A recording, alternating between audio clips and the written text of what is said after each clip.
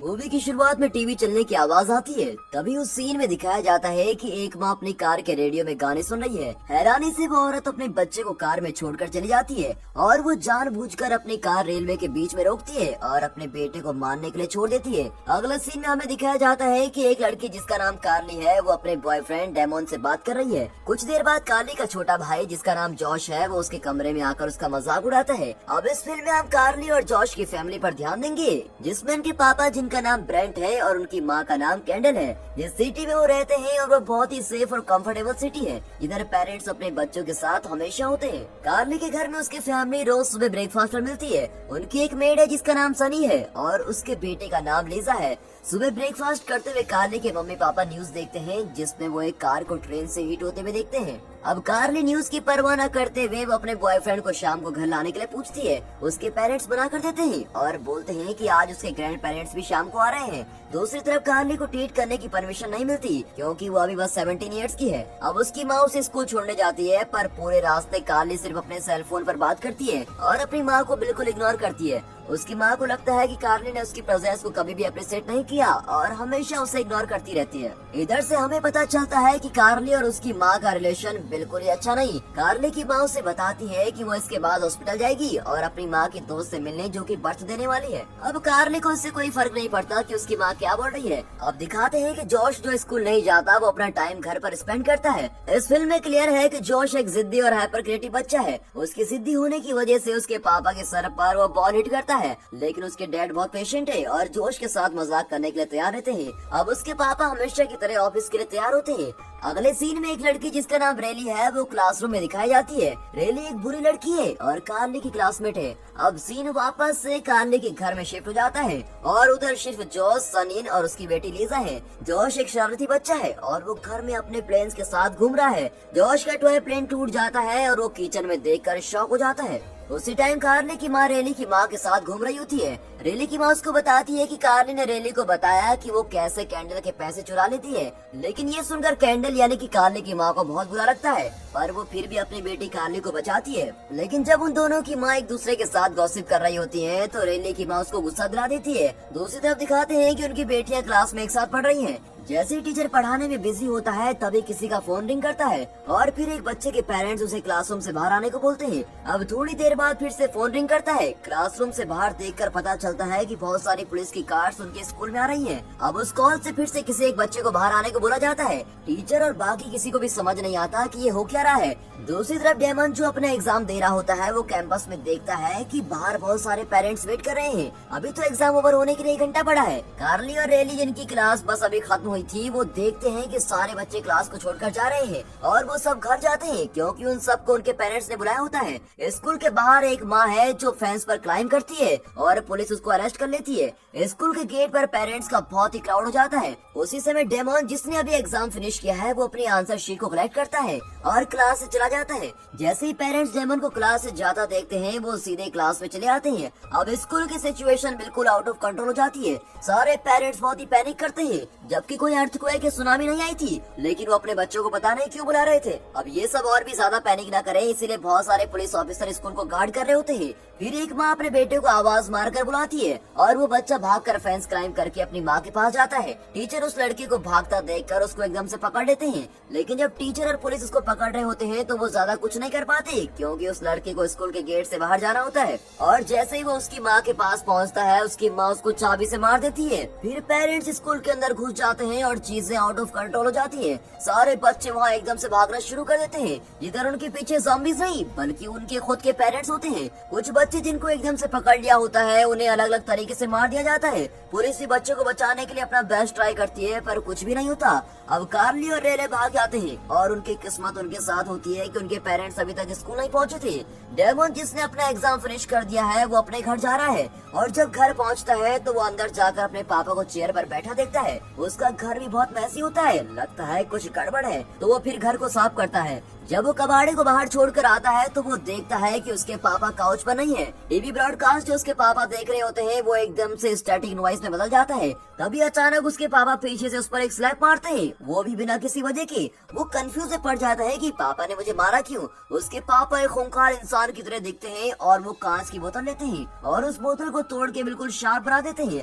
अब डेमन अपने पापा को ऐसे देखकर बिल्कुल ही कंफ्यूज है कि क्या हो गया है, और फिर उसके पापा अपने बेटे पर अटैक करके उसका हैंड इंजर्ड कर देते हैं। अब ये देखकर डेमन को कुछ अजीब लगता है और वो अपने पापा को अवॉइड करना शुरू कर देता है। डेमन के पापा जो उसके पीछे होते हैं वो एकदम से गिर जाते हैं और उनकी गर्दन में वो कांच की बोतल चुभ जाती है। डेमन अपने पापा की हेल्प तो करना चाहता है पर उल्टा उसके पापा उसको मारने की कोशिश करते हैं। दूसरी तरफ कार्ली की माँ जो रेले की माँ के साथ है वो कार में रो रही होती है। उसे उसकी बेटी का बिहेवियर याद आता है जिसमें उसकी बेटी उसे बुरा दिखाती है। कुछ देर बाद कैंडल को उसकी बहन का कॉल आता है जो बर्थ देने वाली है। अब कार्ली और रेले जो स्कूल से आ गई है वो रेले के घर पर स्टे करने का प्लान करती है। रेले की लाइफ स्टाइल से पता चलता है कि उसे ड्रग्स लेने की आदत है।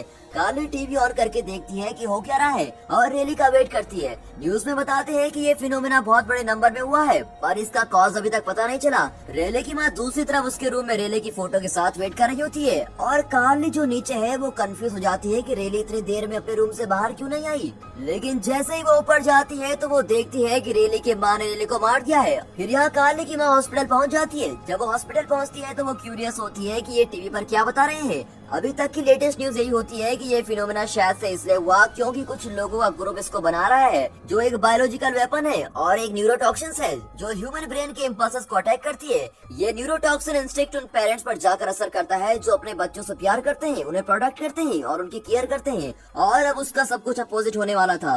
दूसरे वर्ड में बोले तो न्यूरोटॉक्सिन पेरेंट के नेचुरल इंस्टिंक्ट को नफरत में बदल देते हैं और अपने बच्चों को मारने पर मजबूर करने वाला ये वेपन है। अब कार्ली की माँ अपनी बहन को अकम्पनी करती है जो बर्थ देने वाली है। इधर आप देख सकते हैं कि एक माँ कैसे बर्थ देते हुए स्ट्रगल करती है। इतने स्ट्रगल के बाद फाइनली एक बच्चा दिखता है और एकदम से रूम के मॉनिटर स्क्रीन पे स्टैटिक नॉइज में ब्रॉडकास्ट होती है। उस बच्चे की माँ जो पहले इतनी खुश थी अब वो एकदम से वायलेंट हो जाती है और वो भी बिना किसी वजह के। वो जानबूझकर अपने बच्चे को टाइटली हग करती है ताकि वो सांस न ले पाए और मर जाए। अब ये सब देखते ही कार्ली की माँ एकदम से बच्चे को अपनी सिस्टर से ले लेती है। उधर जो डॉक्टर होते हैं वो भी बच्चे को बचाने में हेल्प करते हैं। फिर उस बच्चे की माँ एक कटर लेती है और बच्चे को स्ट्रैप करने का ट्राई करती है। बड़ी मुश्किल से कार्ली की माँ फाइनली बच्चे को ले लेती है लेकिन वो बच्चे को छोड़ने का नाम ही नहीं ले रही होती है और अभी भी उसको मारने का ट्राई करती है। अब सीन कार्ली पर शिफ्ट होता है जिसने अपनी फ्रेंड की मौत देखकर भागने का प्लान बनाया होता है और वहाँ से भाग रही होती है। तभी वो देखती है कि एक फादर अभी अभी अपने बेटे को बेसबॉल से मार कर आ रहे हैं। अब कार्ली उस फादर को देखकर बिल्कुल ही डर जाती है लेकिन उसका लक अच्छा होता है कि तभी उसके पीछे डेमन आता है। अब उसके बाद डेमन और कार्ली जोश को बचाने का प्लान करते हैं जो अभी तक घर पर है। अब सीन कार्ली के फादर पर शिफ्ट होता है जो बहुत टायर्ड है। उसे अपनी वाइफ से कॉल आता है पर वो इग्नोर कर देता है। उसी समय ऑफिस का टीवी स्टैटिक नॉइज ब्रॉडकास्ट में शुरू हो जाता है और कार्ली के फादर एकदम से चिल्लाते हैं। कार्ली की माँ जो अभी भी हॉस्पिटल में थी वो कंफ्यूज हो जाती है कि उसके हस्बैंड ने उसका फोन क्यों नहीं उठाया। थोड़ी देर बाद एक नर्स उसको बताती है कि उसकी सिस्टर को ड्रग्स दिए गए हैं और इसीलिए अब वो वायलेंटली बिहेव नहीं कर पाएगी। नर्स उसको कहती है कि इस बेबी को हॉस्पिटल में रिटर्न कर दो पर कार्ली की माँ मना करती है क्योंकि वो बच्चे को बचाना चाहती है। अब आखिर में वो बच्चे को हॉस्पिटल में दे ही देती है। अब और भी स्कैरी चीज बेबी के रूम में ये होती है कि उधर और भी पेरेंट्स होते हैं जो अपने बच्चे को घूर रहे होते हैं। वो उन्हें इसलिए नहीं देख रहे थे कि वो हैप्पी हैं बल्कि इसलिए देख रहे थे क्योंकि वो उनको मारना चाहते हैं। उस टाइम कार्ली की माँ एकदम से सनी को कॉल करती है जो घर पर है। वो पूछती है कि सब ठीक है। सनी बोलती है कि सब ठीक है और कार्ली की माँ को लगता है कि उसका हस्बैंड उससे पहले घर पहुँच जाएगा इसीलिए वो घर के लिए निकल जाती है। डेमन और कार्ली घर के सामने सनी की कार को पार्क देखते हैं। जब वो एंटर करते हैं तो वो सिर्फ सनी को किचन फ्लोर पे मॉपिंग करते हुए देखते हैं और सनी कंफ्यूज हो जाती है कि कार्ली इतनी जल्दी स्कूल से घर क्यों पहुंची। वो कार्ली को बोलती है कि तुम वेट करो मैं तुम्हारे लिए लंच प्रिपेयर करती हूँ। अब कार्ली टाइम वेस्ट नहीं करना चाहती इसलिए वो सीधा पूछती है कि जॉश कहाँ है। ये सुनकर सनी बताती है कि जॉश अपने रूम में है। तभी कार्ली एकदम सरप्राइज हो जाती है जब वो मॉप देखती है जो सनी स्क्वीज करती है और उस पर खून लगा होता है। यानी कि साफ साफ पता चल जाता है कि सनी ने अपनी बेटी लीजा को इस किचन में मार डाला। अब कार्ली सनी से डरी हुई है और वो उसको घर से बाहर जाने को बोलती है। उसी समय कार्ली ऊपर अपने छोटे भाई जॉश से मिलने जाती है। जॉश उसको बताता है कि वो तभी छुप गया था जब उसने सनी को लीजा को मारती हुई देखा और बिना कोई टाइम वेस्ट किए कार्ली अपने छोटे भाई को घर से निकलने के लिए बोलती है। अब डेमन जो नीचे खड़ा है वो कार्ली के फादर के आने पर बिल्कुल शॉक ही हो जाता है। कार्ली के पापा बहुत तेज चिल्लाते हैं जो ऊपर तक सुनाई देता है। जब कार्ली के पापा और डेमन के बीच आर्गुमेंट हो रही होती है तभी जॉश इनोसेंटली अपने पापा के सामने आ जाता है और तभी उसके पापा उन दोनों को पकड़ने के लिए भागते हैं। फिर तभी डेमन उन्हें रोक लेता है। फिर कार्ली के पापा डेमन को हिट करके उसको बेहोश कर देते हैं। अब कार्ली और जॉश के पास भागने के अलावा और कोई रास्ता नहीं है और किस्मत से कार्ली और जॉश के पापा का पैर एक टॉय में फिसल जाता है और वो किचन में जाकर गिर जाते हैं। कार्ली और जॉश बिना कुछ सोचे समझे बेसमेंट में छुप जाते हैं और डोर को लॉक कर देते हैं। दूसरी तरफ उनकी माँ रास्ते में है। उधर भी सब कुछ बहुत ही कंफ्यूजिंग चल रहा होता है क्योंकि रोड की दूसरी तरफ एक माँ जानबूझकर अपने बच्चे को रोड के बीच में पुश कर देती है, लेकिन किस्मत से कार्ली की माँ की कार से बच्चा हिट होने से बच जाता है। अब कार्ली की माँ जब घर पहुँचती है और वो देखती है कि उसका हस्बैंड फ्लोर पर पड़ा है तो वो उसको उठाती है जो बेहोश पड़ा होता है। अब यहाँ से कार्ली की माँ का बिहेवियर भी एकदम खूंखार इंसान की तरह हो जाता है।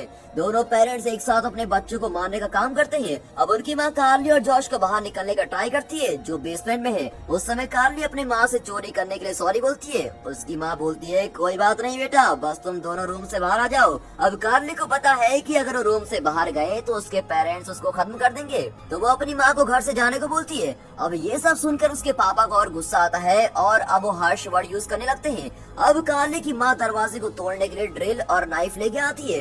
क्योंकि डोर बहुत ही स्ट्रांग होता है तो ड्रिल भी काम नहीं कर पाती। अब उसके पापा अपनी गन ढूंढते हैं जो उनके बेड के नीचे रखी थी, पर उधर गन नहीं होती। उसी समय कार्ली की माँ चिल्लाती है। इससे पता चलता है कि उनके पापा की गन जॉश ने चुरा ली थी। अब कार्ली की माँ की आर्म में चोट लग जाती है जो जॉश के द्वारा गन चलाने की वजह से होता है। उनके पापा कंफ्यूज हो जाते हैं कि जॉश के पास वो गन आई कैसे। अब उसके बारे में सोचकर उन्हें याद आता है कि सूटकेस का पिन कोड जॉश का बर्थडे की डेट है। यानी आप समझ गए ना कि जॉश कितना खुरापाती है जो इतनी छोटी उम्र में भी गन जैसी चीजों से खेलता है। लेकिन आज उसकी ये शैतानी काम आई क्योंकि उसने वो गन अपने पास रख ली थी। जो चोट उनकी माँ की आंख पर लगी थी वो ट्रीट करते हैं और कार्ली और जॉश सिर्फ बेसमेंट में वेट करते हैं कि कोई आए और उनको बचा ले। लेकिन उनके पेरेंट्स के पास दूसरा प्लान होता है। वो बेसमेंट में गैस लीक करने का प्लान करते हैं कि वो दोनों बच्चे ब्रीथ नहीं कर पाए। और जब उसकी माँ गैस होस को खींचती है तभी वो कूड़ेदान के डब्बे में देखते हैं कि वहाँ से स्मेल आ रही है। उस डब्बे में देखते हैं तो वहाँ पर लीजा मरी पड़ी होती है और बिना कुछ सोचे वो होस को बेसमेंट के एयर वेंट में डाल देती है।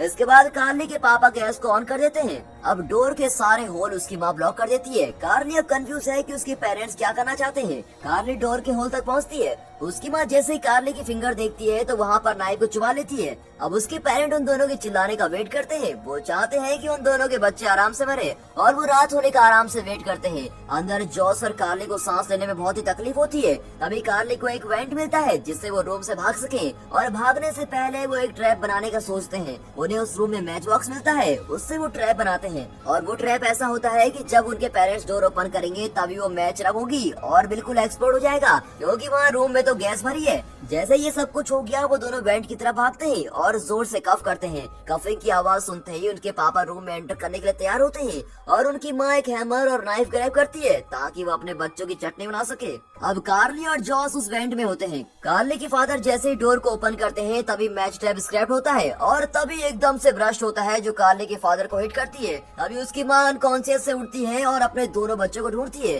कार्ली वहाँ से नीचे आती है तो नीचे से उसकी माँ ऊपर की तरफ आती है और वो कार्ली को देखती है। उसी समय कार्ली की माँ उसके पीछे बढ़ जाती है जैसे कि वो क्रिमिनल है। कार्ली अब अपने आप को सिर्फ अपने रूम में लॉक कर सकती थी, हालांकि उसकी माँ उनके रूम में आ जाती है और कार्ली एकदम से उनके बाउंड पर बिट करती है और फिर एकदम से डेमन भी उठ जाता है और कार्ली की हेल्प करने के लिए ट्राई करता है और फाइट करते हुए कार्ली की माँ को वार्डरोब में बंद कर देते हैं। कुछ टाइम बाद उसकी माँ साइलेंट हो जाती है और फाइट नहीं करती। अब कार्ली और डेमन को लगता है कि उसकी माँ ने हार मान ली है। कार्ली की माँ एकदम से ब्रोकर कोट हैंगर के साथ आती है और उन पर अटैक करती है और डेमन के चीक पर हैंगर घुसा देती है। अब कार्ली और जॉस उधर से भाग के नीचे आते हैं तो वहाँ उसके पापा बेहोशी से उठ चुके थे, लेकिन तभी किस्मत से दरवाजे पर रिंग बजती है। तभी कार्ली की माँ को याद आता है कि आज रात तो कार्ली के ग्रैंड पेरेंट्स उनके घर में आने वाले थे और जब उसके पापा डोर ओपन करते हैं तो उनकी मम्मी उनके फेस पर पेपर स्प्रे कर देती है। तभी कार्ली के ग्रैंडफादर उसके फादर को नाइफ से मारते हैं। हालांकि कार्ली के फादर जॉस को चेस करते हैं, इधर वो एक दूसरे को चेस करते हैं। तभी पैनिक जॉश अपने पापा की फेवरेट कार में जाकर छुप जाता है। दूसरी तरफ उसके ग्रैंडफादर अपने बेटे के पीछे हैं और दूसरी तरफ कार्ली की माँ अपने हस्बैंड को मारने से अपनी सास को रोकती है। कार्ली के पीछे उसकी अपनी माँ उसको चेस करती है। अब कार्ली की माँ उसको मारने वाली होती है कि उसकी ग्रैंड मदर उसको बचा लेती है। उसी समय कार्ली के पापा कार स्टार्ट करते हैं और डायरेक्टली अपनी माँ को हिट कर देते हैं। उसके बाद कार्ली के ग्रैंडफादर को कार से बाउंस करके मार डालते हैं। अब कार्ली की माँ उसको फिर से अटैक करने वाली होती है कि तभी किस्मत से डेमन वहाँ पर आ जाता है और कार्ली की माँ को होश से मारता है जब तक कि वो बेहोश नहीं हो जाती। अब उन्होंने अपने पेरेंट्स को खुद ही बेसमेंट में बंद किया होता है। वो उन्हें छोड़ने के लिए बोलते हैं पर कार्ली उनकी नहीं सुनती, क्योंकि उसे पता है कि उसके फादर मदर अब उसके पेरेंट्स की तरह नहीं है, वो बिल्कुल बदल चुके हैं। एकदम तो उसके पेरेंट्स वायलेंट हो जाते हैं, जैसे एक सैडिस्टिक लोग होते हैं। अब कार्ली और जॉश अपने पेरेंट्स का बिहेवियर देखकर रो रहे होते हैं कि इन्हें हो क्या गया है। उन्हें अफसोस है कि वो अपने पेरेंट्स की रिस्पेक्ट क्यों नहीं करते थे। उनकी माँ बोलती है कि उन्होंने बच्चों को इस दुनिया की सारी चीजों से ज्यादा प्यार किया है। उनके पापा बोलते हैं कि कभी कभी वे सोचते हैं कि वो अपने बच्चों को मार दे। बेसिकली इस वीडियो में दिखाया गया है कि पेरेंट्स कैसे कभी बुरे हो सकते हैं जब उनके बच्चों की केयर करने पे आ जाए, जिधर उन्हें बहुत कुछ अवॉइड करना पड़ता है जो उनके बच्चों के सर्वाइवल के लिए अच्छा नहीं है। लास्ट सेंटेंस में जो कार्ली के पापा ने बोला था कि कभी कभी पेरेंट्स को थॉट्स आते हैं, लेकिन रियलिटी में वो ऐसा कुछ भी नहीं करेंगे। लेकिन दोस्तों पूरी मूवी में पता नहीं चलता कि ये फिनोमेना कहाँ से आया और किसने इसको बनाया, लेकिन कहीं न कहीं इसका कनेक्शन उस टीवी ब्रॉडकास्ट पर होने वाले स्टैटिक नॉइस से था। जैसे वो नॉइस टीवी पर आ रहा था, पेरेंट्स बिल्कुल ही वायलेंट हो जा रहे थे। और दोस्तों इसी के साथ ये मूवी यहाँ पर खत्म होती है।